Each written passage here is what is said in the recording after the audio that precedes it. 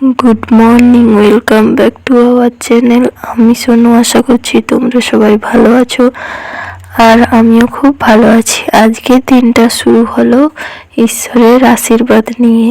আজ আমার ছেলের জন্মদিন। তোমরা হেডলাইন দেখে বুঝতেই পেরেছো আমার সোনার 2 বছর থেকে এই 3 বছরে পা দিল। তো দেখলাম বাগানে খুব সুন্দর সুন্দর ফুল ফুটেছে, অনেকগুলো ফুল তুলেছিলাম আজকে, তাই দিয়ে আজ পুজো করেছি।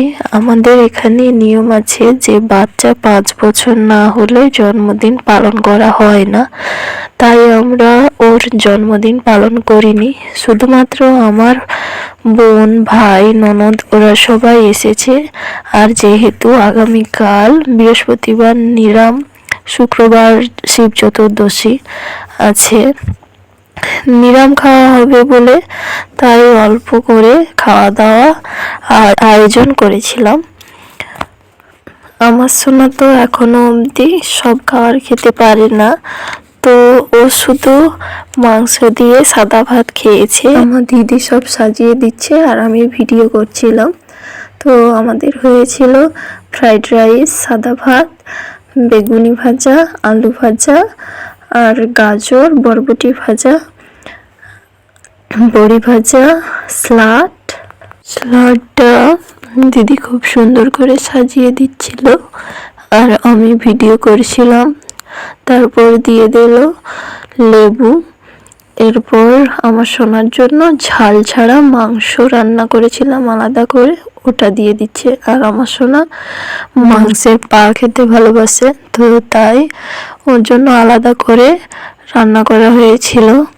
তোমরা ভিডিও শেষে দিয়ে দেখতে পাবে ও শুধু মাংসর পাটাই খাচ্ছিল, অন্য কিছুই খাচ্ছিল না। আর এটা আমাদের জন্য হয়েছিল ঝাল মাংস, মানে ঝাল দিয়েছিলাম এতে, ও তো ঝাল খেতে পারে না, তাই জন্য ওটা আলাদা হয়েছিল। এরপর দিয়ে দেওয়া হচ্ছে চিলি চিকেন। এটা আমি বানিয়েছি, প্রথমবার বানিয়েছি, সুন্দর বানিয়েছিলাম, কিন্তু দোষের মধ্যে ঝাল দিতেই মনে নেই।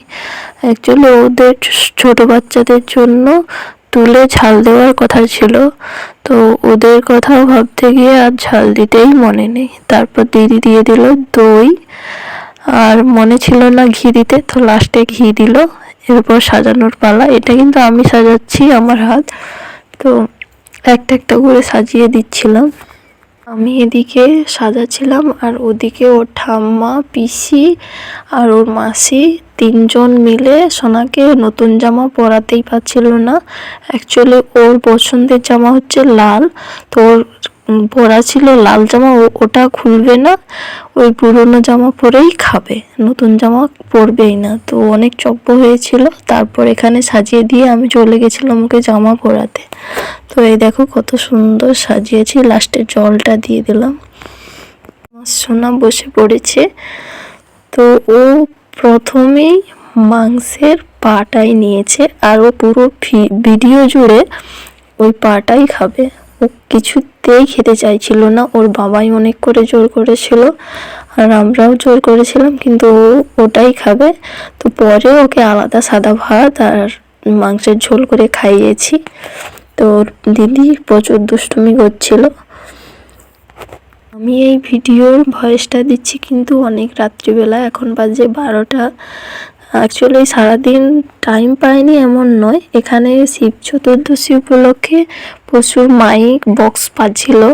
তো সকালে চেষ্টা করেছিলাম ভয়েস দেবার, কিন্তু আমার ভয়েস কম, মাইকের আওয়াজ বেশি শোনা যাচ্ছিল। যেহেতু কপিরাইট আসার সম্ভাবনা আছে, তাই আমি ওই রিস্কটা আর নিইনি। তাই এখন আমি রাত 12টার সময় বসে বসে ভয়েস দিচ্ছি। আমার বোন ভাইয়েরা বাইরে শুয়ে আছে, হয়তো ভাবছে কি দিদি বকর বকর করছে, ভূতে টুতে ধরলো নাকি। না, ওসব কিছুই নয়।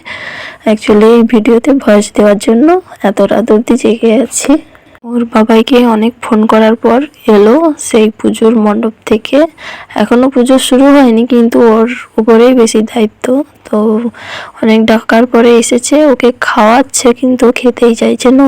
ওই মাংসের পাটাই খাবে, ওকে আলাদা করে বাড়িতে বসে খাওয়াতে হবে। ফোঁটা দেওয়া বা বরণ করা এসবের কোনো মানে আগে থেকে প্ল্যান ছিলই না। মা আনলো বলে একটু দিয়ে দে, যেহেতু জন্মদিনের খাবার খাচ্ছে তো তাই দিয়ে দিলাম। মানে আমি দিইনি, ওর বাবা দিয়েছে। আর উপরে যে ছবিটা দেখলো মহাদেবের, ওটা কিন্তু আমি এঁকেছি, আমার হাতে আঁকা ছবি। কেমন লাগছে জানিও। আর ও খাচ্ছে না বলে ওর বাবাই মাংসের বাটি আর চিলি চিকেনের বাটিটা তুলে নিয়ে গেছিলো। ও কান্নাকাটি করে আবার ওর বাবাই হাত থেকে নিজের কাছে রাখলো, ছাড়লো। ওর বাবাই কি হাসছিল, আর আমরাও তো সবাই খুব হাসছিলাম। রাত 12টার সময় ভয়েস দিচ্ছি, তো তাই আস্তে আস্তে ভয়েস বেরোচ্ছে, তো তোমরা মানিয়ে নিও।